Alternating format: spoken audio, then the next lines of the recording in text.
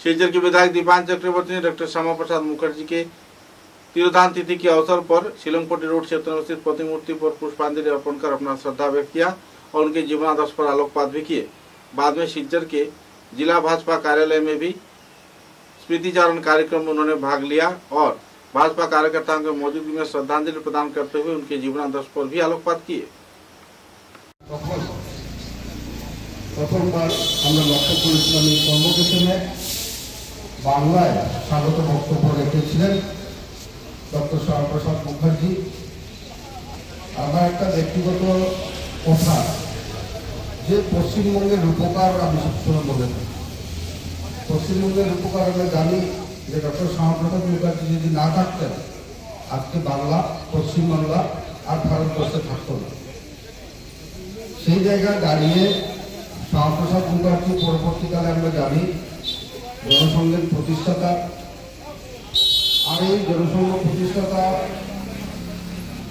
কাশ্মীরে এক মিশন এক বিধানের বিরুদ্ধে গিয়ে এক মিশন এক বিধান যাতে থাকে, এক প্রধান যাতে থাকে, তার জন্য উনি কাশ্মীর প্রবেশ করেছিলেন। আর তদানীন্তন সময় জওহরলালের নেতৃত্বে আমরা লক্ষ্য করেছিলাম তাকে অ্যারেস্ট করা হয়েছিল আর তাকে নিধন করা হয়েছিল। নিধনের পরবর্তীকালে গোটা ভারতবর্ষের জনসংঘে যারা রয়েছেন তার যে চিন্তাধারা সেটাকে এগিয়ে নিয়ে গেছিলেন। আর জনসংঘ থেকে জনতা দল হয়ে ভারতীয় জনতা পার্টির সৃষ্টি। ভারতীয় জনতা পার্টির সৃষ্টি লগ্নেই যে ডক্টর শ্যামা প্রসাদ মুখার্জি কাশ্মীরে যে চিন্তাধারা নিয়ে প্রবেশ করেছিলেন ৩৭০ ধারা বিলুপের উদ্দেশ্যে, সেই ৩৭০ ধারা বিলুপ যাতে হয় ভারতীয় জনতা পার্টির জন্মলগ্নের কথা।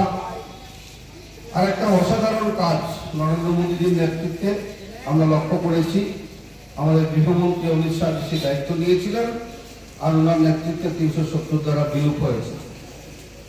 আর সেখান থেকে আমরা অবশ্যই বলতে পারি যে ডক্টর শ্যামা প্রসাদ মুখার্জি যে আত্মবলিদান, সেই আত্মবলিদান বিফল হয়নি। ভারতীয় জনতা পার্টি তাকে সম্মান দিয়ে আর 23 জুনকে আমরা জানি আত্মবলিদান দিবস হিসাবে পালন করে থাকি।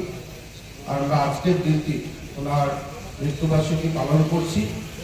তো এই ডক্টর শ্যামা প্রসাদ মুখার্জির আজকের দিনে এখানে সবসময় আমরা লক্ষ্য করে দেখেছি যে দীর্ঘ বছর থেকে আমাদের প্রয়াত জননেতা শিলচরের বিধায়ক, প্রাক্তন বিধায়ক বিমলাংশুরের হাত ধরে এই স্ট্যাচুর এখানে স্থাপনা হয়েছিল।